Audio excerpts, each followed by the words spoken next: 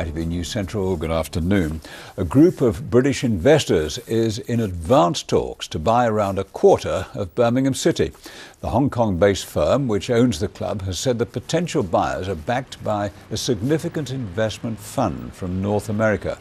It comes just 2 months after Blue's former chairman, Carson Young, was jailed for money laundering.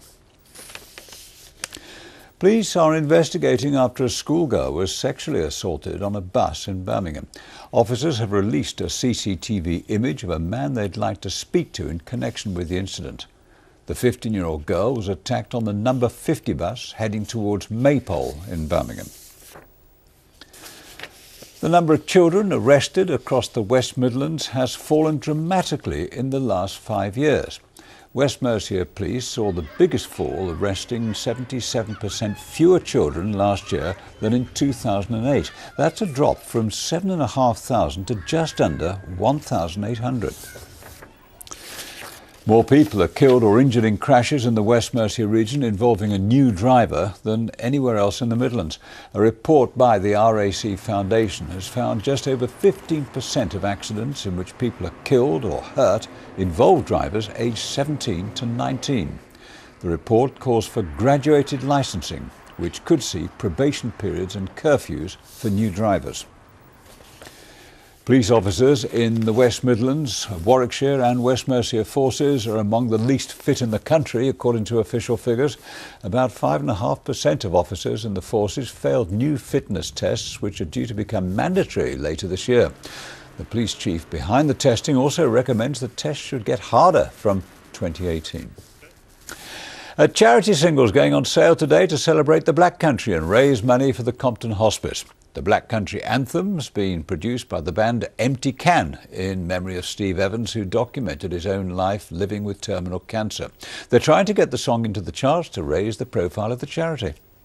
We only need a few thousand people to buy it, and then we can get into the top 40. Just getting the Black Country recognised and raising a bit of money for a good cause. But it would be great fun. Yeah, if we could top 40 it and end up in the national countdown and people would go, what's that all about, you know? But yeah, it would be great. It's a win-win for us, really. Would indeed. Let's have a look at the weather forecast now with Lucy Verasamy.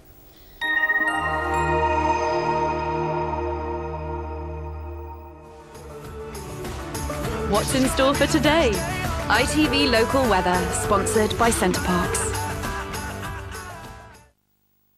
Hello to you. Very good afternoon. Well, disappointingly cloudy and wet for most of us in the next 24 hours before things slowly improve come the end of the week, with the best of the sunshine reserved for the weekend. But in the meantime, the weather really letting us down. Grey skies out there this afternoon, the steadiest rain to the eastern side of the region, a little drier further west, but what with these conditions, feeling quite cool for the time of year, really quite disappointing out there. If anything, tomorrow things go downhill with the cloud, the rain, really quite substantial and steady. Again, a very cool and fresh feel for the time of year. It's not until the weekend things start to improve, so we're going to need some patience in the next few days. ITV Local Weather, sponsored by Centre Parks.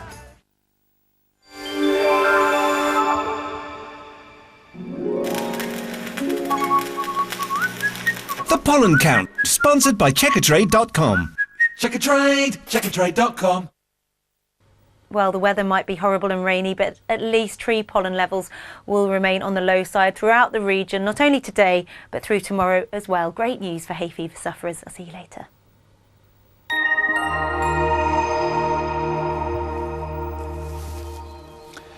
Well, that's our news and weather so far this Tuesday. I'll be back with Alison Mackenzie for ITV News Central at 6. From the team, have a pleasant afternoon.